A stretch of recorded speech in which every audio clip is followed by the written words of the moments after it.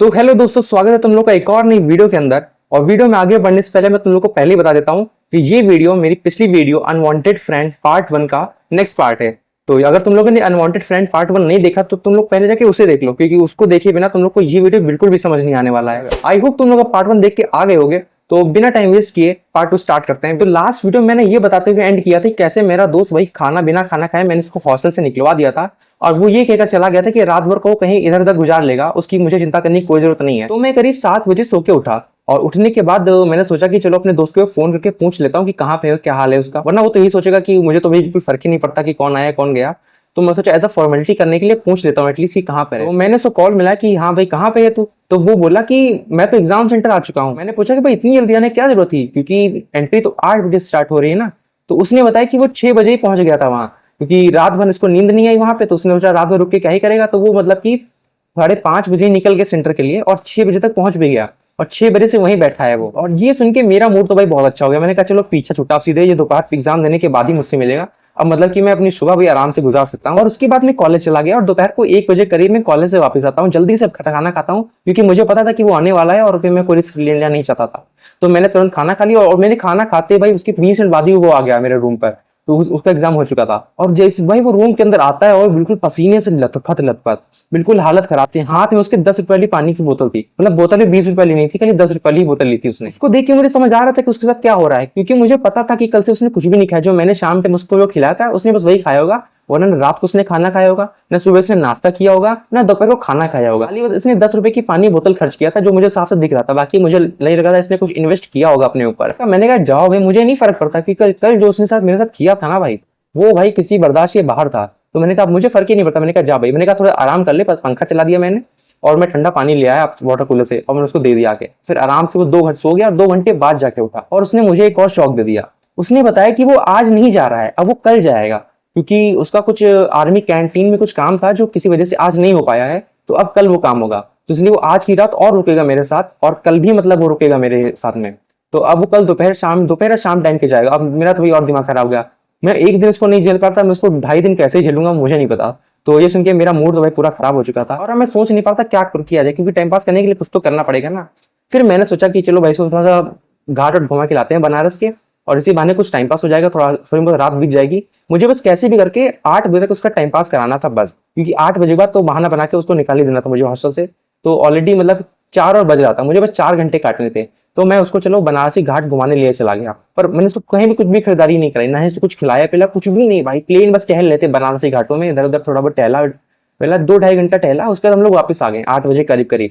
और 8 बजे का मतलब जैसे हम लोग कैंपस में एंट्री लेते हैं, उसके पैर मतलब जवाब देने लगे थे, कांप रहा था। उसने कहा भैया मुझसे रहा नहीं जा रहा है। उसने मुझसे पूछा कि भाई यहाँ पे कहीं खाना वाना मिलेगा। मैंने कहा हाँ भाई यहाँ तो भाई 24 घंटे में खुला रहता है। तो उसने कहा कि भाई लेके चलो, मुझे भूख लग रही है, पहले कुछ खा पी लेते हैं, उसके बाद थोड़ा आराम करेंगे। तो मैंने कहा ठीक है चलो। उसके बाद मैं उसको मेस लिए चला गया, और वहां जाके उसने खाना खाना शुरू कर दिया। उसने मुझे बोला कि आओ तुम भी ज्वाइन करो। मैंने कहा नहीं भाई, मैं तो मेरे हॉस्टल में बनता है, मैं तो वहीं खाऊंगा जाके, वरना वहां का खाना वेस्ट हो जाएगा। और जब वो खाना खाने लग गया, मैं भाई निकल लिया, सटक लिया।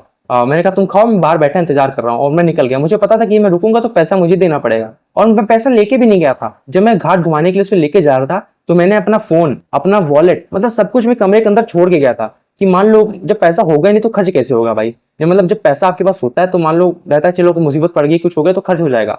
जब मैं पैसा लेके निकला ही नहीं हूँ भाई, तो खर्च कैसे होगा। तो मतलब यही स्ट्रेटेजी अपनाई, मैं पैसे लेके गया नहीं, उसको मतलब घर कमरे में छोड़ के चला गया था। तो मैं बिल्कुल निश्चिंत था भाई कि तुझे जो खाना खाओ, अगर मुझसे मांग भी लेगा पेमेंट करने के लिए कि भाई कर दे, तो मैं कहूंगा मैं तो भाई भूल गया घर पे, मेरे पास तो है नहीं, मैं घर पे भूल आया हूँ। और ये स्ट्रेटेजी भाई सही है, बहुत ज्यादा कारगर निकली। और जब पेमेंट करने की बारी आई, मैं था नहीं, तो उसने खुद ही पेमेंट कर दिया। और उसने जब खाना खा लिया तो हम लोग अपने रूम के लिए निकलने के लिए वापस चल दिए। और रास्ते में उसको मतलब ये एक समोसे वोसे की दुकान दिखती है, तो वो कहता चलो भाई समोसा, छोला समोसा खाते हैं। अब ये सुन के मैं चौंक गया। मैंने कहा भाई इस मक्खी चूस इंसान से पैसा कैसे खर्च हो रहा है। मतलब मैं समझा कि ये कोई इसकी चाल है, तो मेरे पैसे फूकवाना चाहता है।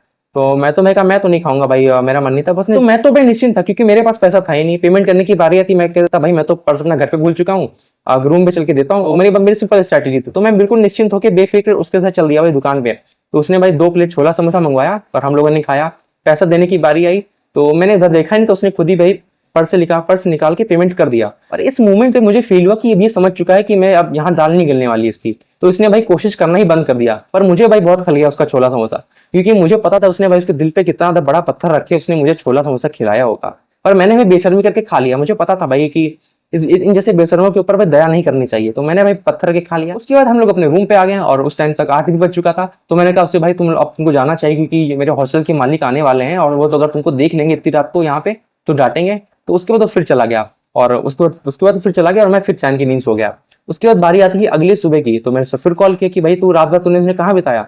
तो उसने कहा मैंने रात भर फिर वहीं हॉस्पिटल के सामने वाले गार्डन के बाहर ही बिता ली थी रात, और अब मैं जा रहा हूँ यहाँ से। वो मेरे पास यहाँ मेरे हॉस्टल में नहीं आने वाला क्योंकि उसको उल्टा पड़ जाता। तो उसने सोचा कि वापस मेरे हॉस्टल से आने से अच्छा है कि वहीं से डायरेक्टली लखनऊ के लिए निकल पड़ता है। तो मैंने कहा रुको मैं आता हूँ वहीं से, तो तेरा कुछ सामान भी यहाँ मेरे रूम पे रखा हुआ मैं लेके आता हूँ, वहीं से निकल जाना। अब मुझे रोकने का मन नहीं था, पर फिर भी मैंने उसको फॉर्मेलिटी के लिए कह दिया कि भाई तू अगर 12-1 बजे जाता तो ज्यादा सही रहता, क्योंकि अब मेरा रूम खाली हो चुका है और मुझे पता था कि इतनी जल्दी क्यों जा रहा है, क्योंकि ये इतना थका हुआ था, इसको आराम की सख्त जरूरत थी। तो उसका पूरा प्लान था कि ट्रेन से जाएगा मुफ्त में बिना टिकट लिए हुए, क्योंकि ये इतना बड़ा मतलब कि ये समझ को चालबाज आदि बन चुका था कि ये ट्रेन में टिकट नहीं लेता था। बिना टिकट मतलब एसी कोच में घुस जाता था और बिना मतलब टीसी को भी जहां से लपेट लेता था, मतलब टीसी भी इसका कुछ बिगाड़ नहीं पाता था। तो इसका मतलब प्लान सिंपल था कि ट्रेन में घुस जाना है बिना टिकट के और सीधे एसी कोच में जाके पैर फैला के सो जाएगा। और उसके बाद वो ट्रेन में चला गया और उसकी ऑडेसिटी देखो, मुझे ट्रेन से कॉल कर रहा है कि ये दे भाई देखो मैं एसी कोच में ट्रेवल कर रहा हूँ। इन लोगों की भाई किस्मत भी अच्छी होती है भाई, मतलब समझो, मतलब बुरे लोगों की भाई किस्मत एक नंबर लिखवा के लाते हैं लोग। मतलब मैं अगर जनरल के डिब्बे में भी चढ़ जाऊँ ना टिकट बिना टिकट के, तो टीसी मुझे पकड़ लेगा। पर इन लोगों को देखो एसी कोच में बिना टिकट के ट्रेवल कर रहे हैं और कोई टीसी नहीं पड़ता इन लोगों को। और एक बार का नहीं, मतलब ये डेली का है, मतलब ये तो हफ्ते में एक बार तो चक्कर ट्रेन का लगाते ही रहता है, हर बार ये बिना टिकट के जाता है और एक बार भी नहीं पकड़ा गया। और मैं अगर भाई जनरल में चढ़ जाऊं ना बिना टिकट के, तो मैं जनरल में पकड़ा जाऊंगा, तो मैं एसी कोच की क्या ही बात करूं। इनके जैसे लोग भाई 100 में से कोई एक का दुक्का ही निकलता है, तो इनको फॉलो करना तो बिल्कुल बेवकूफी है। ये लोग भाई किस्मत को अलग ही लिखवा के लाते हैं। और इसी के साथ मुझे फाइनली 2.5 दिनों के बाद मुझे इससे छुटकारा मिल चुका था। और इन 2.5 दिनों में मेरी हालत भाई बिल्कुल खस्ता हो चुकी थी। मतलब मैं ना चैन से सो पा रहा था ना कुछ खा पा रहा था। मतलब मैं लग रहा था अपनी रूम में मैं कैदी बन चुका हूँ। मतलब ऐसा लग रहा था मैं चोरी की जगह पे छुप के रह रहा हूँ, ये मेरी हालत हो चुकी थी। तो 2.5 दिन के बाद मैंने चैन की सांस ली और उसके बाद मैंने चैन से सोया है। वो नींद भाई जो मुझे उस दिन रात को आई थी ना, वो सबसे बेस्ट नींद थी अब तक की। तो ठीक है गाइस, आज के इस वीडियो के लिए इतना ही। आई होप तुम लोग को मजा होगा वीडियो के अंदर। मिलते हैं किसी नए और वीडियो में किसी नए टॉपिक के साथ, तब तक के लिए गुड बाय।